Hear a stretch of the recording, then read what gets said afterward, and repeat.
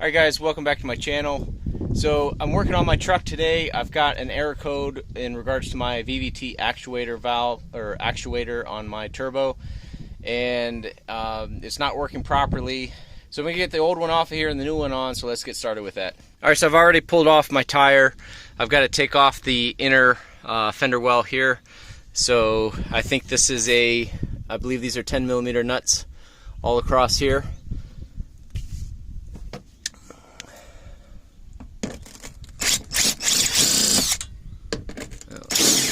I didn't want to come.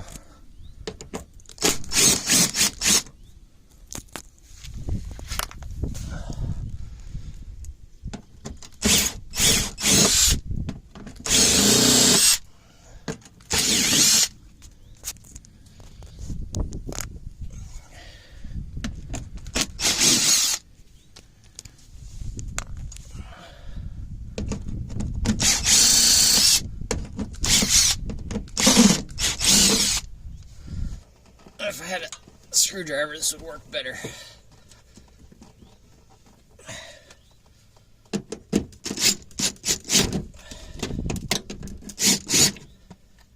Alright, don't forget about the one that screws into the middle one. I was yanking and it wasn't wanting to come off. Okay, so this is the VVT actuator right here. Like I said, it's giving me some issues. Now, I replaced this once before. A lot of people have issues getting these bottom bolts off down here. The last time I did it, I drilled, I don't know if you can see, I drilled a hole right here through the control arm so I could get a better stab at those lower bolts. So let's see if I can get this thing off of here, and I got to get the coolant drain first, so let me work on doing that. Alright, so I just loosened up this clamp here, pulled this coolant hose off, and had it drain into a bucket. It does come out fairly fast, so be prepared for that. I wasn't quite prepared for that. It made a little bit of mess. But I think it's empty enough now that I can start working on getting the actuator off. So let me tell you, the one good thing about working in the dirt and the sand when you have to work on your vehicles is, yeah, who am I kidding? There's nothing good about it. It's not a good environment to work. Okay, so you've got two 5mm bolts up top, and then you've got two down here at the bottom.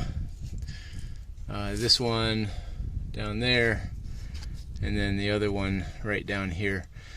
Now this one is a bitch to get to, but like I said, I did drill some holes the last time I did this, so it should be a little bit easier to get through. Now you see two holes there because I miscalculated the bottom one, this one right here, and it needed to be this one up here. Now the only thing with doing that is it's probably going to be easier to take your strut off. I don't remember if I did that or not. I'm pretty sure I did because I think I replaced these struts when I did this. But I don't know, let me get to this and see what we got.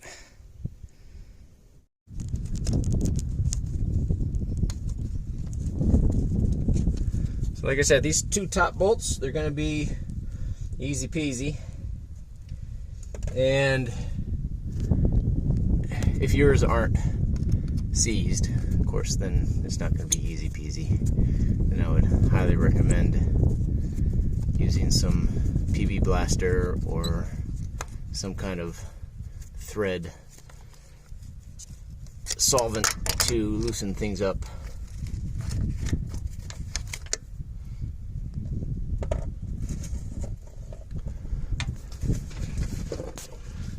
Okay, now gotta get to the bottom one. What's this here? Why is that there? Transmission. Did that fall off my transmission stick?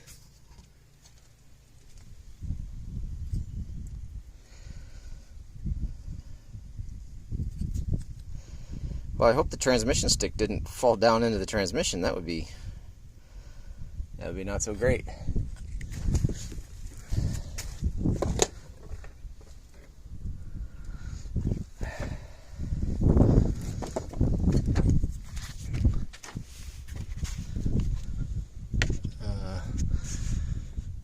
nope, it's still there.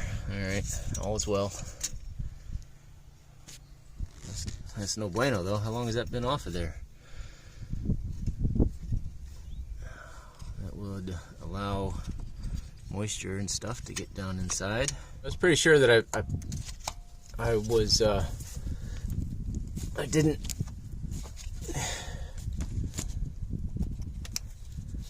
like I put anti-seize stuff on these threads, because the last time that I was taking this thing off, it was a real bad time. Okay, that's good. Let me just wiggle it back and forth, make sure.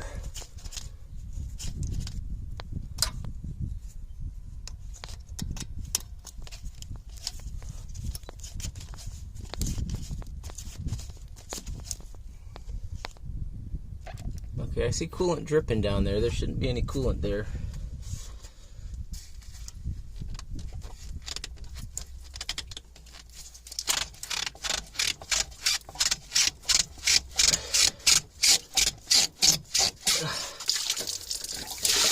Oh, there's a lot more coolant.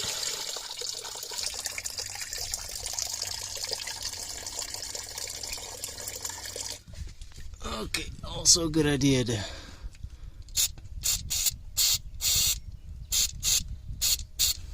give those screws a... See this one down there, that's covered.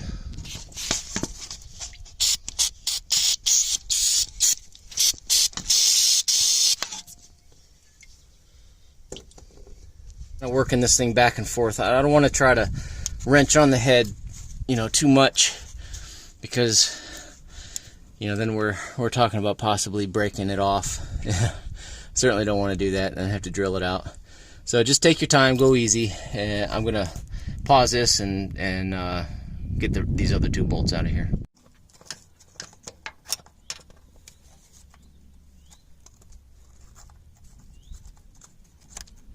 Now I can slide this all the way through like you just saw me do because of that hole. If that hole wasn't there, you wouldn't have been able to do that. Drum roll.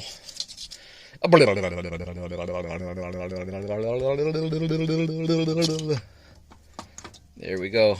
All right. It is off.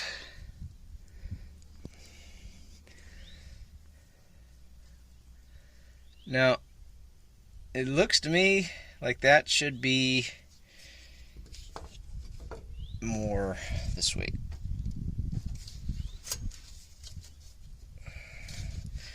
But in the same sense, I guess I can see through the hole, so that's good. All right.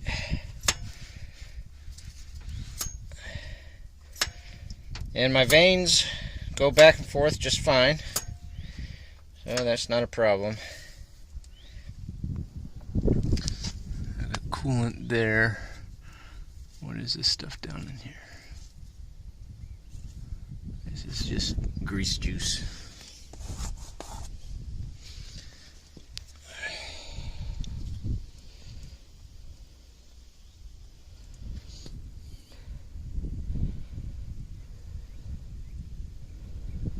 Alright, well, I'm going to get my actuator tester and hook it up and see if this is even good anymore. If it is, it just may need to be recalibrated. Okay, here's my replacement actuator. It is not a genuine whole set actuator. I got it from Amazon. This is the whole set actuator. When I bought this, I bought it remanufactured, so it was slightly less cheaper. I think it was around $800, $900. This was approximately $500 or $600. Now the neat thing about this is that it did come with this calibration tool, and I guess you just have to hook it up and then push the buttons while it's connected to the actuator, while it's not connected to the engine, and, you know, calibrate it. So I'm gonna try to do that now and see where that goes. Okay, so I'm gonna use some Q-tips down in here.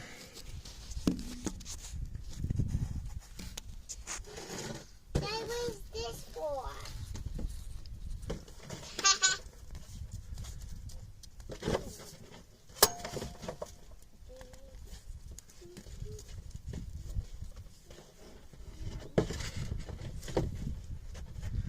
I think that's a little pocket for grease to go in, kind of like a grease reservoir.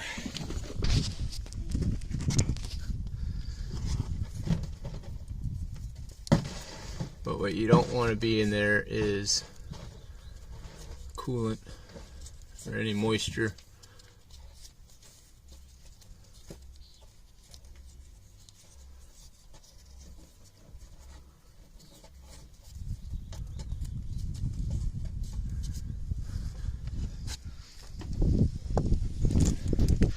Alright, I'm going to wire wheel the face as well. This planter.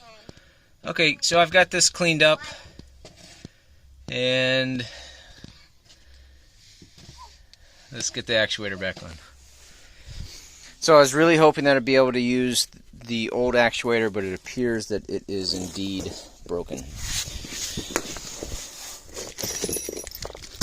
So we're going to have to use this one. Alright, so I've got the new gaskets in, and comes with new bolts. These don't look like they're the same size bolts, so I'm going to have to verify that.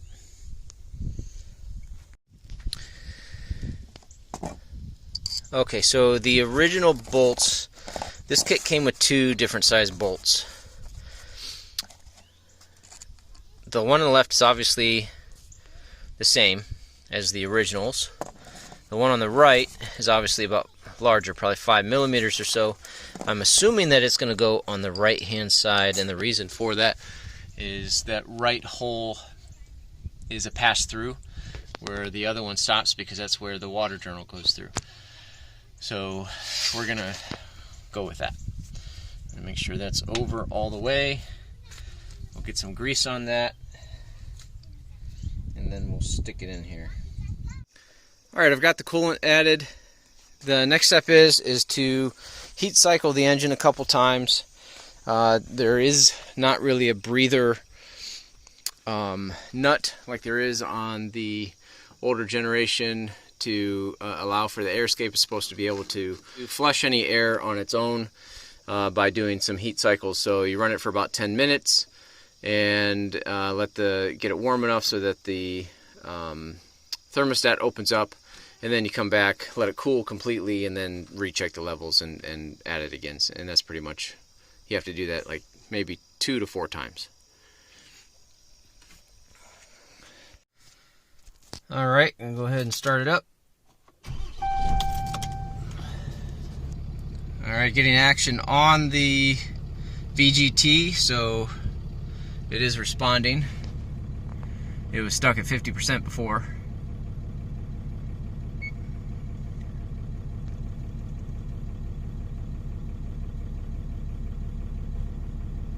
Hopefully the ECU will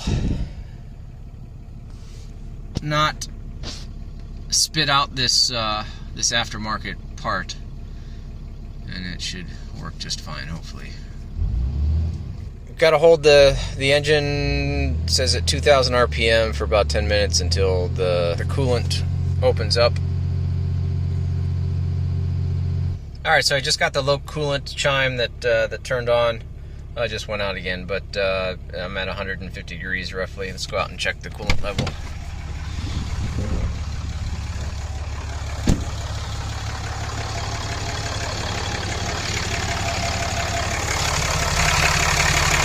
Alright, so it's definitely just below the add line. It's definitely just below the add line. Gonna let the truck get all the way warmed up.